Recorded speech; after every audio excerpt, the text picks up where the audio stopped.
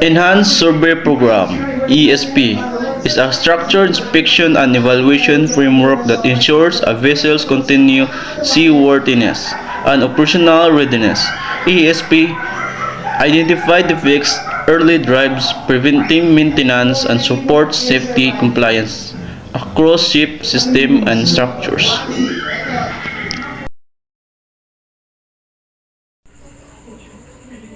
Purpose of ESP.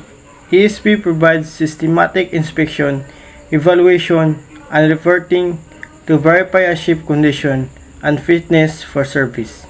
It enables risk-based prioritization, support risk management, and reduces unplanned downtime through timely corrective action. Regulatory complaints. ESP recommends complaints with classification societies, flag state requirements, and the ISM code, facilitating smoother audits and port state inspection. Maintaining records within ESP demonstrates adherence to regulatory standards and simplifies verification during service and inspection. Risk identification. Identify hazard across hull machinery and safety systems through structure inspection and testing. Prioritize finding using risk-based criteria to focus resources on items that most effective seaworthiness and operational safety.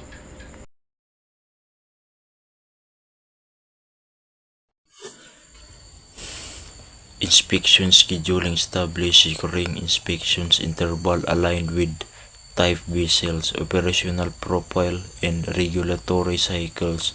Use risk assessment outcomes to adjust frequency and allocate inspection resources effectively.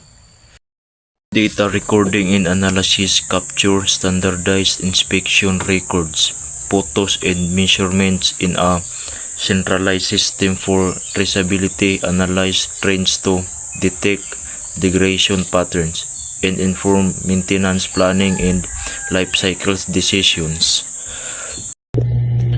Corrective action and follow-up.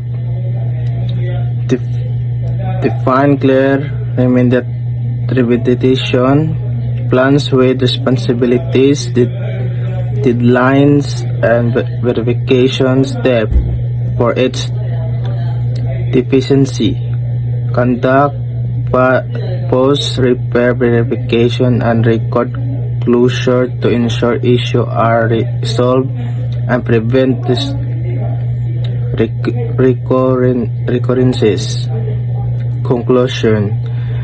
An enhanced survey programs strengthens vessel reliability by identifying risks early, ensuring regulatory compliance, and guiding focused maintenance.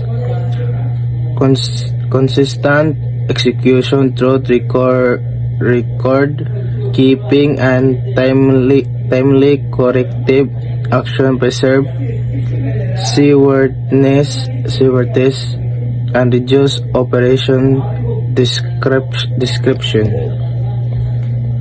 Thank you.